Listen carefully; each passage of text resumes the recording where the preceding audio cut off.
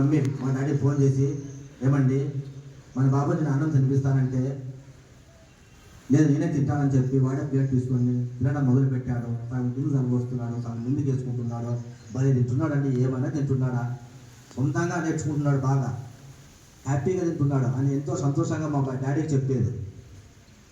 కానీ ఇప్పుడు అన్నం మా తమ్ముడు పుట్టిన తర్వాత నేను అన్నం తినేటప్పుడు ఒక మెత్త కింద పడితే వచ్చి దబదబా ఉతికేది. హౌ మెన్స్ మై టోల్డ్ యూ ఇయర్స్, కింద తలబోటు తినమని చెప్తాను, ఎన్నిసార్లు చెప్పేది నీకు అని ఇప్పుడు నాకు తిట్టడం మొదలుపెట్టింది. నాకు అర్థం కావడం లేదు. ఇంతకుముందు కింద చల్లబోస్తే బాగా హ్యాపీగా మా డాడీ ఫోన్ చేసింది. ఇప్పుడు కింద కొంచెం చల్లబోసినా కూడా నన్ను తిడుతుంది. కానీ మా తమ్ముడిని అయితే ఎంతో బాగా ప్రేమగా చూసుకుంటుంది. వానికి పాలు ఇస్తుంది, వానితోనే ఎప్పుడు ఆడుకుంటుంటుంది, వానితోనే ఎప్పుడు ఎంజాయ్గా ఉంటుంది. నాతో అసలు స్పెండ్ చేయడం లేదు టైము. అందుకే నాకు చాలా బాధగా ఉంది, నాకు చాలా పైన్ఫుల్గా ఉంది. ఈ కాలు చెప్పి ఆ కాలు చెప్పి ఈ కాలుకి వేసుకొని అప్పుడు నడిస్తే అబ్బా ఏమైనా నడుస్తున్నావురా, భలే నడుస్తున్నావని చెప్పేది. ఇప్పుడు పొరపాటున ఈ షూ ఆ షూకి ఈ షూ వేసుకుంటే కదా how many times I idiot told you, అలా నాకు వేసుకుంటేది షూ అని చెప్పి కదులుకుంటుంది, తిడుతుంది. నాకు చాలా బాధగా ఉంది అంటుంది. వాళ్ళు ఎవరు ఎంజాయ్గా ఉన్నారా? మా తమ్ముడు హ్యాపీగా ఉన్నాడు సార్. వాడు 6 months, వాళ్ళు ఎవరిని ఏమన్నారు, చాలా హ్యాపీగా ఉన్నాడు మా తమ్ముడు 6 months. Then go to asking third baby, hello baby are you happy? నేను హ్యాపీగా ఉన్నాను, నేను కూడా హ్యాపీగా లేను. ఎందుకు రా, నీకేమరా, మీ మమ్మీ తయారీకి నీకు పాలు ఇస్తుంది, అన్నం పెడుతుంది, అన్నీ తినిపిస్తుంది, నీకేం ప్రాబ్లమ్స్ ఉన్నాయిరా అని అడుగుతారు.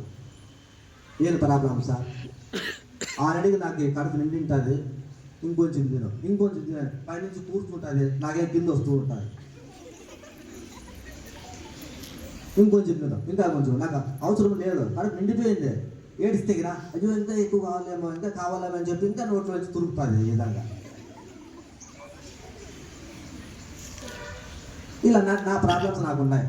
అంటే దీనివల్ల ఏమంటే సమస్యలు అనేటివి ఒక్కొక్క స్టేజ్లో ఒక్కొక్క విధంగా ఉంటాయి ప్రతి మనిషికి. 80 సంవత్సరాల నుంచి 6 months బేబీ వరకు మనము అడిగితే ఏ స్టేజ్ లెవెల్లో ఆ స్టేజ్ సమస్యలు చెప్తూనే ఉన్నారు. ఆ యొక్క ప్రాబ్లమ్స్ మనం ఫేస్ చేసి ముందుకు సాగాలి ఈ ప్రయాణం అనేది. అప్పుడే we can reach our goal, we can reach our AIIMS, we cannot success in our life. ప్రతి ఒక్కరికి దేవుడు టెస్ట్ పెడతాడు, స్కూల్లో ఎగ్జామ్స్ పెట్టినట్ల లైఫ్లో కూడా god conduct the test. So ఎప్పుడైతే నువ్వు ఆ టెస్ట్లో పాస్ అవుతావో we can success in our life. So మీరు కూడా అంతే. టీచర్స్ మీకు స్కూల్లో ఎగ్జామ్స్ పెడతారు, అక్కడ do hard work, you keep the concentration in the class room.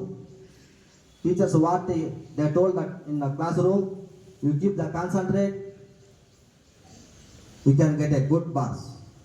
Somebody they are sitting in the classrooms, they are body present, somebody mind absent. Who are keep concentration, they cannot reach their goal. కాబట్టి మీరు శ్రద్ధగా teacher చెప్పే విషయాన్ని వింటూ ఉంటే డెఫినెట్గా మీరు success అనేది సాధిస్తారు. వినడం ఇంపార్టెంట్ చాలా. Don't forget this one, everybody keep concentrate, definitely you can success, you can reach your goal. Thank you everybody. జై హింద్.